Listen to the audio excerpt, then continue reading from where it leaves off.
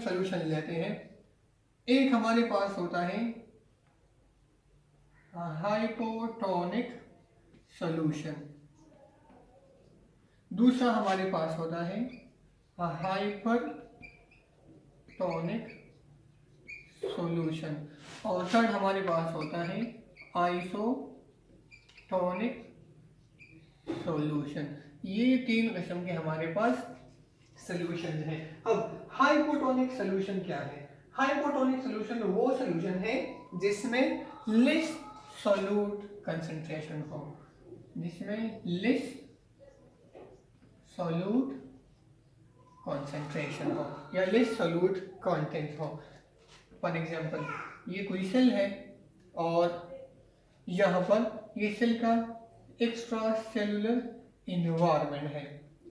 Cell के अंदर यहाँ पर लेस सॉल्यूट मौजूद है। अब यहाँ पर लेस सॉल्यूट मौजूद है बाहर के मुकाबले में, तो इस सेल को हम कहते हैं, ये हमारे पास है ये हाइपोटोनिक सॉल्यूशन है सेल के अंदर। नेक्स्ट हमारे पास हाइपरटोनिक सॉल्यूशन है। तो हाइपरटोनिक सॉल्यूशन वो सॉल्यूशन जिसमें मोर सॉल्यूट कंसंट्रेशन हो, जिसमें सॉल्यूट की कंसंट्रेशन सेल के अंदर ज्यादा हो, उसको हम हाइपरटोनिक सॉल्यूशन कहते हैं। ये एक्सेल है और यहाँ पर हम कहते हैं मोर सॉल्यूट है,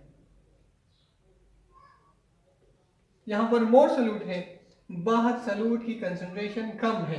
तो अब ये हमारे पास क्या है, इसको हम कहते हैं हाइपरटोनिक। सेल के अंदर हमारे पास हाइपरटोनिक सॉल्यूशन या फिर हाइपरटोनिक इन्वायरमेंट है। आइसोटोनिक, आइसो मीन सेम, वो इन्वायरमेंट, वो सॉल्यूशन जहां पर सेल के दोनों साइड पे सॉल्यूट की कंसंट्रेशन सेम हो। सेल का ये एक्स्ट्रा सेल्यूलर स्पेस और ये सेल, अब यहां पर क्या है, सेम सॉल्यूट कंसंट्रेशन है, सेम सॉल्यूट यहां पर सेल के अंदर और बाहर दोनों जगहों पर सेम है। तो ऐसे सॉल्यूशन को हम आइसोटोनिक कहते हैं। फॉर एग्जांपल, यहां पर हमारे पास ये सॉल्यूट कंसंट्रेशन है डिफरेंट, ये सॉल्यूट पार्टिकल्स हैं और बाहर भी ये सॉल्यूट पार्टिकल्स है, मतलब 1 2 3 4 5 6 सॉल्यूट पार्टिकल्स जहां पर भी है और 6 सॉल्यूट पार्टिकल्स वहां पर भी है। तो अब यहाँ पर नेट मूवमेंट क्या है, 0 है, मतलब जितने सॉल्यूट पार्टिकल्स बाहर निकलेंगे उतने ही पार्टिकल्स सेल के अंदर वापस आएंगे। तो इस किस्म के सॉल्यूशन को हम कहते हैं, ये क्या है, आइसोटोनिक है। सेल के दोनों साइड पे सेम सॉल्यूट की कंसंट्रेशन है, तो इस किस्म का सॉल्यूशन आइसोटोनिक कहलाएगा। जहां पर मोर सॉल्यूट हो सेल के अंदर, बाहर कम हो, तो इसको हम हाइपरटोनिक कहते हैं। जहां पर अंदर जो सॉल्यूट कंसंट्रेशन है वो लेस है, बाहर ज्यादा है, तो फिर ऐसे किस्म के सॉल्यूशन को हम कहते हैं हाइपोटोनिक सॉल्यूशन। तो ये तीन किस्म के सॉल्यूशन हो गए। अब हम पढ़ते हैं इनका इफेक्ट, कि अगर हम किसी प्लांट या एनिमल सेल को हाइपोटोनिक सॉल्यूशन में रखते हैं जिसमें लेस सॉल्यूट कंसंट्रेशन हो, तो फिर क्या होगा, पानी जब एंटर होगा तो कौन सा इफेक्ट होगा, फिर हाइपरटोनिक में जब पानी बाहर निकलेगा तो क्या होगा, और आइसोटोनिक में जब नेट मूवमेंट 0 होगी तो क्या सेल के ऊपर इसका असर होगा। अच्छा, तो हमारे पास एक एनिमल सेल है, क्या है हमारे पास, पहला हमारे पास एनिमल सेल है, और हम एनिमल सेल में ऑस्मोसिस का इफेक्ट पढ़ते हैं कि हाइपर या हाइपो या आइसोटोनिक सॉल्यूशन का सेल के ऊपर क्या इफेक्ट, क्या असर होता है। तो हम बारी बारी सेल को रखते हैं मुख्तलिफ किस्म के सॉल्यूशन में। अब पहले हम इसको रखेंगे कौन सी सॉल्यूशन में, पहले हम इसको रखते हैं सपोज हाइपोटोनिक सॉल्यूशन में रखते हैं। पहला हमारे पास है हाइपोटोनिक सॉल्यूशन।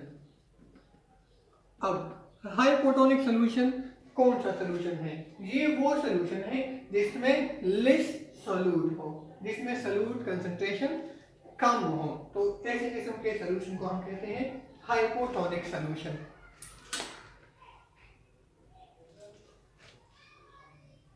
अच्छा, अब हमारे पास यहाँ पर कोई सेल है, एनिमल सेल हमने लिया है और उसको हमने उसको हमने हाइपोटोनिक सोल्यूशन में रख दिया। कि एक बीकर में हमने सॉल्वेंट लिया वाटर, और उस सॉल्वेंट को उसमें हमने रखा एक एनिमल सेल। ये हमने सॉल्वेंट में एनिमल सेल रखा। अब ये सोल्यूशन क्या है, बाहर जो सोल्यूशन है उसको हम कहते हैं हाइपोटोनिक सोल्यूशन। सेल के बाहर क्या है, यहाँ पर ये है, ये सोल्यूशन हाइपोटोनिक है। और सेल के अंदर फिर क्या होगा, सेल के अंदर जो सोल्यूशन है उसको हम कहते हैं हाइपरटोनिक। सेल में हाइपर है, बाहर हाइपो है, क्योंकि हमने इसको हाइपोटोनिक में रखा है। यहाँ पर क्या है, यहाँ पर है हाइपरटोनिक सोल्यूशन, यहाँ पर हाइपरटोनिक सोल्यूशन है। अब क्या होगा, हमने इससे पहले पढ़ा कि सॉल्वेंट जो है हाइयर कंसंट्रेशन से लोअर की तरफ मूवमेंट स्टार्ट करता है। अब यहाँ पर सॉल्वेंट ज्यादा है, सॉल्यूट पार्टिकल वो कम है, तो जो सेल का एक्सटर्नल जो इन्वायरमेंट है उससे सॉल्यूट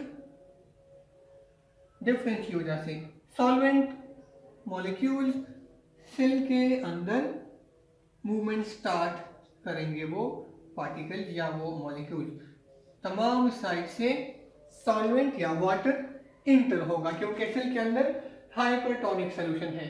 मतलब यहाँ पर जो वाटर है या सॉल्वेंट है उसका लेवल कम है। अब इफेक्ट क्या होगा हाइपोटोनिक सोल्यूशन का एनिमल सेल के ऊपर, इफेक्ट।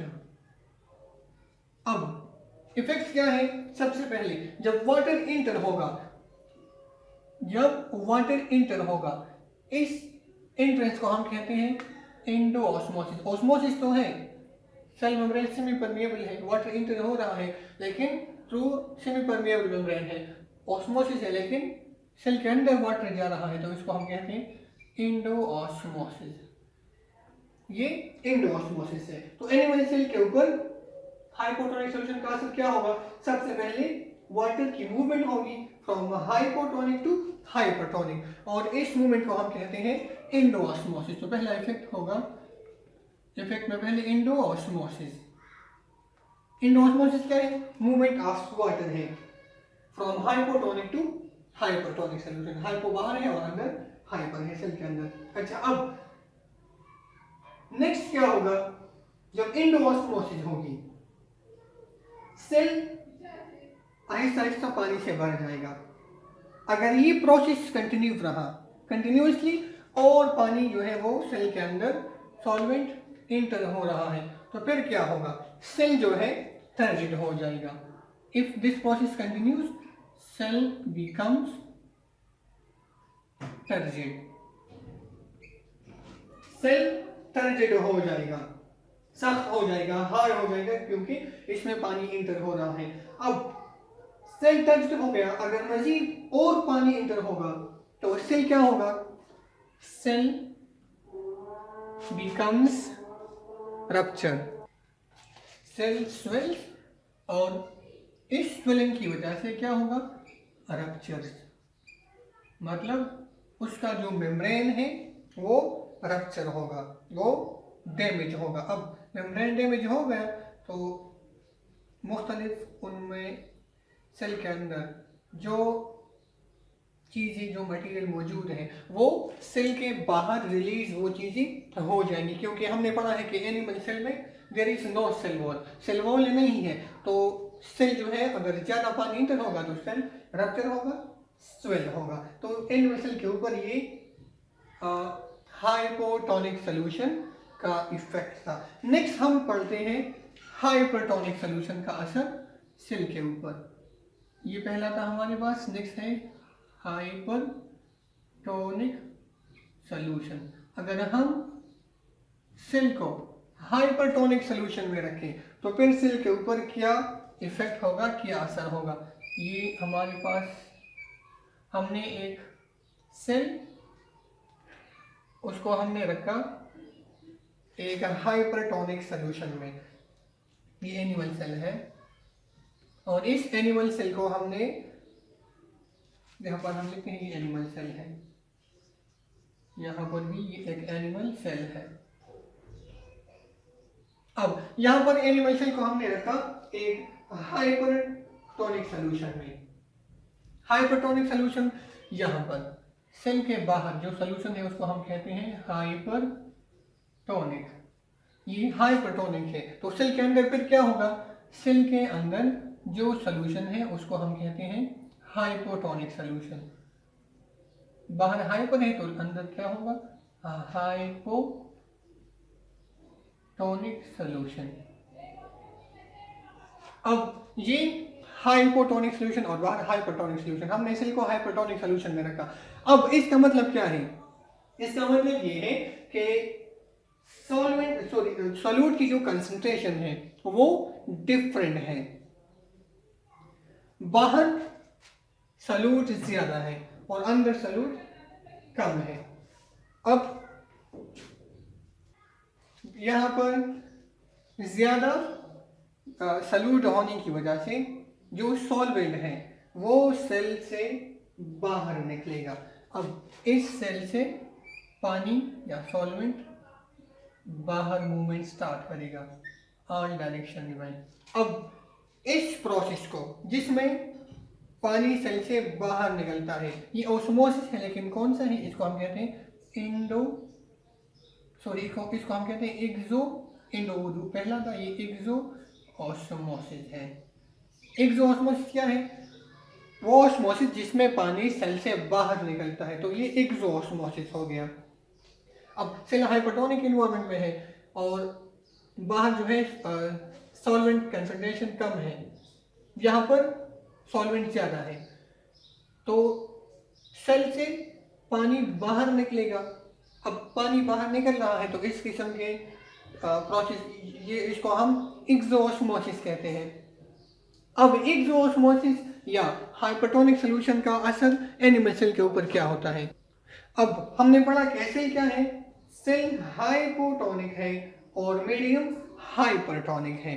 ये मीडियम हाइपरटोनिक है, सेल हाइपोटोनिक है, तो इफेक्ट क्या होगा, जब सेल से पानी या सॉल्वेंट बाहर जाएगा, सॉल्वेंट से हमारा मतलब आमतौर पे पानी होता है, तो जब वाटर बाहर निकलेगा तो पहला इफेक्ट ये होगा, जो प्रोसेस है इसको हम कहते हैं एक्सोऑस्मोसिस।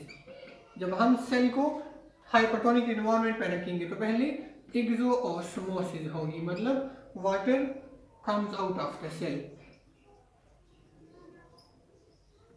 Comes out of the cell, water cell से बाहर जाएगा, ये एक्सोऑस्मोसिस हो गया। अब एक्सोऑस्मोसिस हुआ तो नेक्स्ट क्या होगा, सेल जो है वो श्रिंक हो जाएगा। क्या होगा, cell, animal cell shrinks. Shrinkage का मतलब क्या है, सुखड़ना, लूज हो जाएगा, और इस प्रोसेस को हम कहते हैं फ्लैसिड। सेल श्रिंक हुआ या फिर लूज हुआ और इस श्रिंकेज को हम फ्लैसिड कहते हैं। अब फ्लैसिड हो गया तो इसका जो शेप है वो भी क्या हुआ, शेप भी चेंज हो गया, change in shape.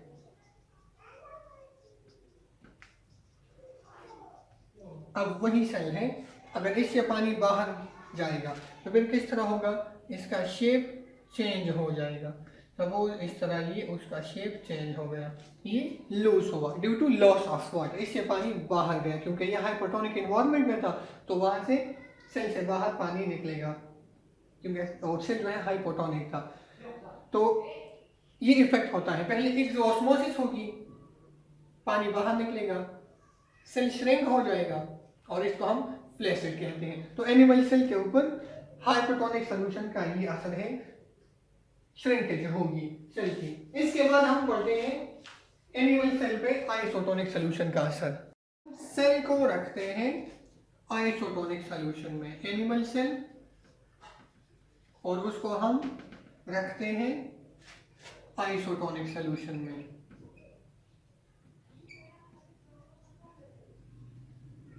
Isotonic solution में वो सोल्यूशन जिसमें सॉल्यूट की कंसंट्रेशन दोनों साइड पे सेम हो। ये हमारे पास एक बीकर में हम एक सेल रखते हैं, उसमें वाटर है।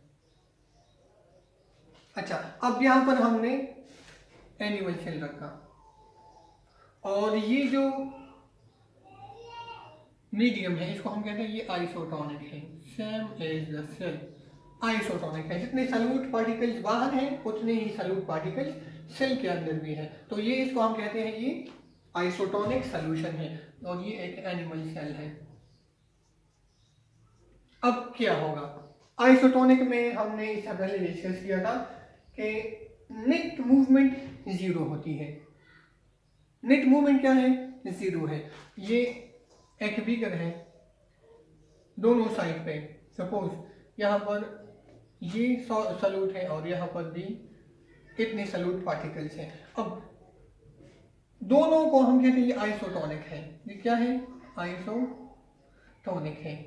अब यहाँ से सॉल्यूट पार्टिकल्स, ये बीकर, ये ए है और ये बी कंपार्टमेंट है। अब बी से ए में सॉल्यूट पार्टिकल्स इंटर होंगे।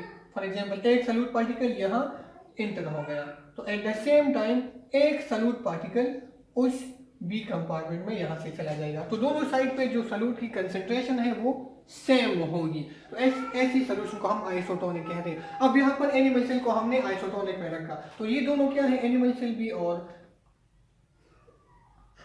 बाहर जो मीडियम है दोनों आइसोटोनिक है।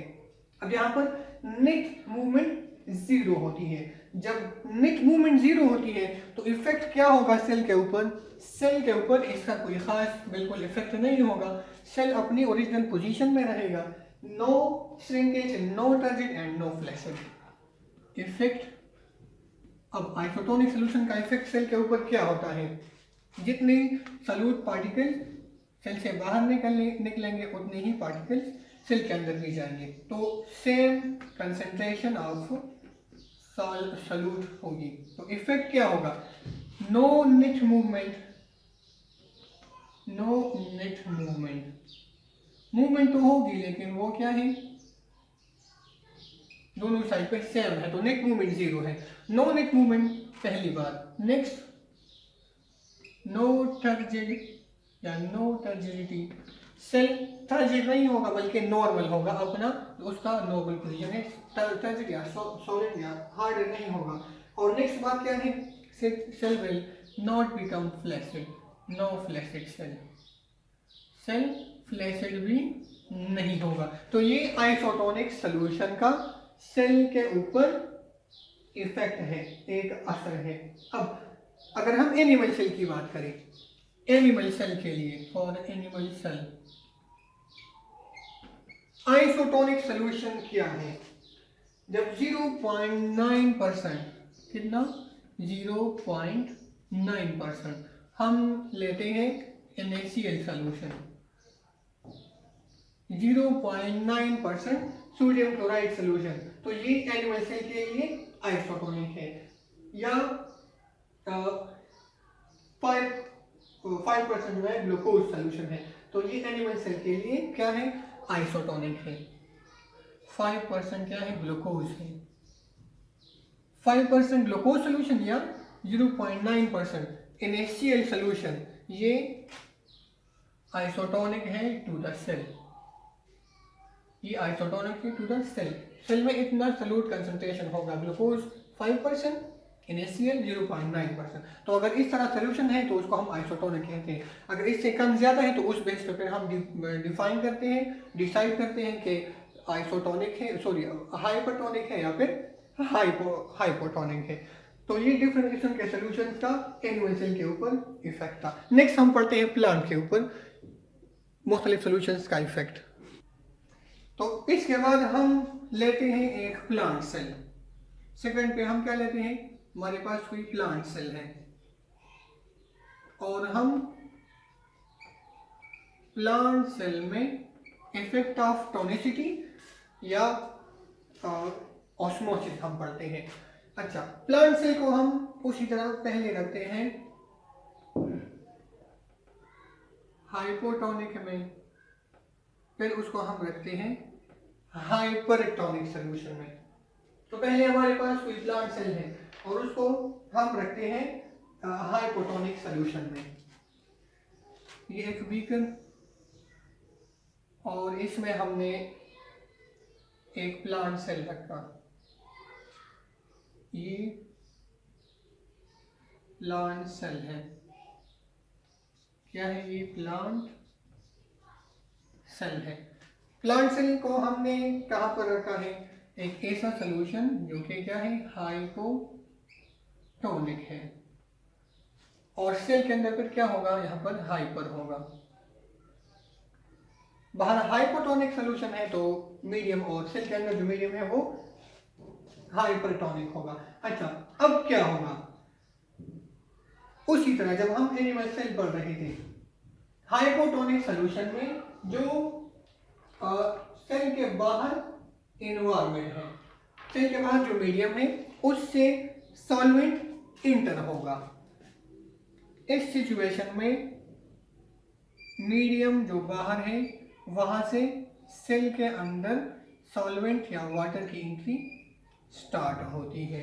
अब वाटर की एंट्री स्टार्ट होती है तो सेल के ऊपर उसका एक खास इफेक्ट होगा, एक खास असर होगा। अब प्लांट सेल के ऊपर हाइपोटोनिक इन्वायरमेंट या सॉल्यूशन का इफेक्ट क्या होगा? हाइपोटोनिक सॉल्यूशन में जब हम प्लांट सेल को हाइपोटोनिक सॉल्यूशन में रखेंगे तो सबसे पहले उसका असर ये होगा कि प्लांट का जो सेल है इंडोऑस्मोसिस की वजह से स्वेल हो जाएगा। पानी जब इंटर हो रहा है तो इस प्रोसेस को हम कहते हैं इंडोऑस्मोसिस।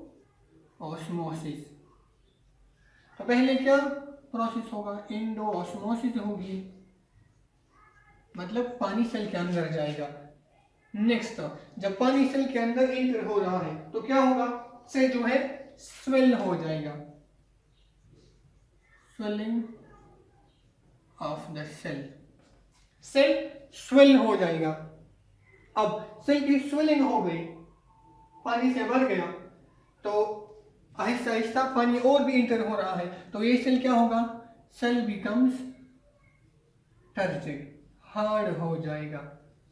सेल जब हार्ड हो गया, इस प्रोसेस को हम टर्जिडिटी कहते हैं। आगे हम पढ़ेंगे टर्जिडिटी है ये। तो सेल के अंदर पानी मुसलसल इंटर हो रहा है। अब सेल क्या हुआ? हार्ड हुआ, टर्जिडिटी हो गई, सेल टर्जिड हुआ। अभी हमारे पास प्लांट सेल है। अगर आपको याद हो एनिमल सेल में हमने पढ़ा था कि अगर मजीद स्वेलिंग के बाद भी पानी इंटर होगा तो एनिमल सेल रप्चर होगा, क्योंकि वहां पर सेल वॉल नहीं है। लेकिन प्लांट सेल क्या है? Does not rupture. टर्जिड तो हो गया but does not rupture, cell damage नहीं होगा, रप्चर नहीं होगा, क्योंकि यहाँ पर क्या है? Due to cell wall, because plant cell have cell wall.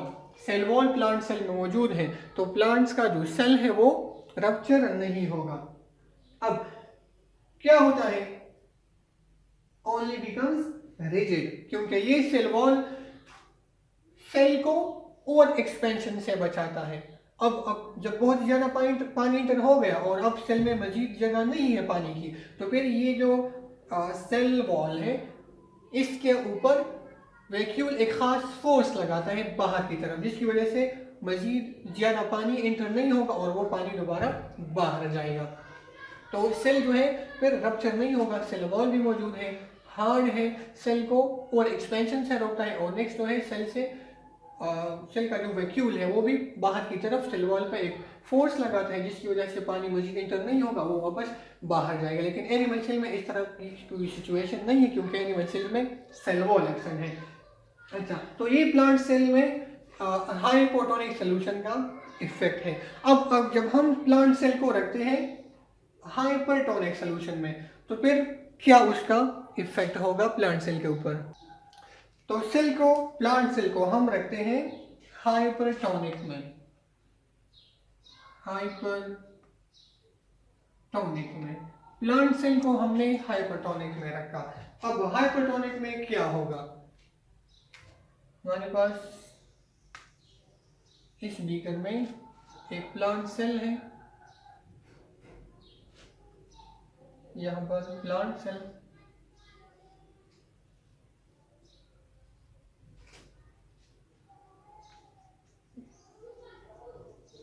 ये प्लांट सेल है। जहां पर जो मीडियम है वो क्या है, हाइपरटोनिक है। और फिर सेल के अंदर मीडियम को हम कहेंगे हाइपोटोनिक। सेल के अंदर हाइपोटोनिक है, सेल के बाहर मीडियम हाइपरटोनिक है। अब इस कंडीशन में क्या होगा, इस कंडीशन में चूंकि बाहर सॉल्वेंट कम है, सेल के इंटरनल से, सेल के अंदर से सॉल्वेंट बाहर जाएगा। सेल के इंटरनल जो मीडियम है उससे सॉल्वेंट बाहर जाएगा, क्योंकि यहां पर सॉल्यूट ज्यादा है। तो इस कंडीशन में क्या होगा, पानी या सॉल्वेंट सेल से बाहर हाइपरटोनिक इन्वायरमेंट में जाएगा। अब जब पानी बाहर निकल रहा है, इस कंडीशन को हम क्या कहते हैं, ये हमारे पास है एक्सोऑस्मोसिस। एक्सोऑस्मोसिस ऑफ वाटर होगी। अब एक्सोऑस्मोसिस हो रहा है तो प्लांट सेल के ऊपर इस किस्म के सॉल्यूशन का इफेक्ट क्या होगा, असर क्या होगा। पहले हमने पढ़ा क्या हो, पहले एक्सोऑस्मोसिस, एक्सोऑस्मोसिस हो गई। अब जब इस सेल से पानी बाहर जाएगा तो क्या होगा, सेल जो है थोड़ा सा लूज हो जाएगा, क्योंकि यहाँ पर जो वैक्यूल है, वैक्यूल से पानी निकलेगा। अब जब वैक्यूल से पानी निकलेगा तो वैक्यूल का साइज कम हो जाएगा। वैक्यूल है, जब उससे वाटर बाहर जाएगा तो क्या होगा, vacuole become smaller in size. Vacuole small हो जाएगा, छोटा हो जाएगा, उसका साइज कम हो गया, तो जो साइटोप्लाज्मिक कंटेंट्स है वो सेल वॉल से सेपरेट हो जाएंगी और थोड़ा सा एक साइड पे वो कंटेंट्स जमा होंगी। लेकिन याद रखें, सेल का जो शेप है वो चेंज नहीं होगा। सेल का शेप, जब हम एनिमल सेल में पढ़ रहे थे तो सेल का शेप चेंज हो रहा था, लेकिन यहाँ पर एनिमल में, जो प्लांट्स में जो सेल का शेप है वो चेंज नहीं होगा। अच्छा, तो पहले एक्सोऑस्मोसिस होगी, एक्सोऑस्मोसिस हो गई। अब क्या होगा, सेल बिकम्स फ्लैसिड। क्योंकि एक्सोऑस्मोसिस होती है तो सेल फ्लैसिड हो जाएगा। फ्लैसिड हो गया but shape does not change, shape जो है वो चेंज नहीं होगा। तो क्या होगा, ओनली वैक्यूल बिकम्स स्मॉलर। क्या होगा, वैक्यूल बिकम, क्योंकि ये पानी वैक्यूल से बाहर निकल रहा है, सो वैक्यूल बिकम स्मॉलर। जब वैक्यूल का साइज डिक्रीज हो गया तो फिर क्या होगा, जो इनर साइटोप्लाज्मिक कंटेंट्स हैं, जितनी भी है ऑर्गेनेल्स वगैरह, सारी चीजें वो क्या है, detach from the cell wall. Cytoplasmic contents detach from the cell wall. अब साइटोप्लाज्मिक कंटेंट्स सेल वॉल से डिटेच होंगी और मतलब है move to a side, move to one side.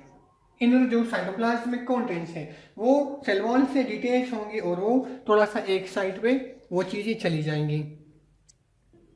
तो ये हमारे पास सेल में वैक्यूल था, एक बड़ा सेल के अंदर वैक्यूल था। अब ये वैक्यूल है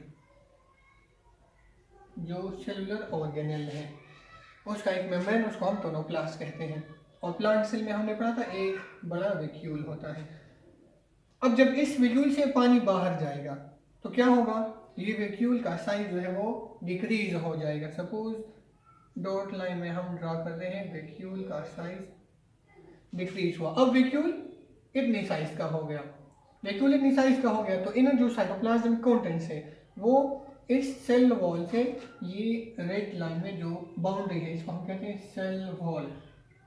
अब साइटोप्लाज्मिक कंटेंट्स सेल वॉल से अलग हो जाएंगे क्योंकि वैक्यूल का साइज छोटा हुआ, तो थोड़ा सा वो साइड पे मूवमेंट स्टार्ट करती है वो चीज़ें साइटोप्लाज्मिक कंटेंट्स। लेकिन सेल का जो शेप है वो चेंज नहीं होगा, सिर्फ थोड़ा सा साइटोप्लाज्मिक कंटेंट्स वो सेल वॉल से अलग हो जाएंगी और वो एक साइड पे मूवमेंट स्टार्ट कर रही है। लेकिन सेल सिर्फ फ्लैशिड तो हो गए, लेकिन साइज शेप उसका चेंज नहीं होगा। अब इस कंडीशन को हम कहते हैं प्लाज्मोलाइसिस। प्लाज्मोलाइसिस क्या है? Shrinkage of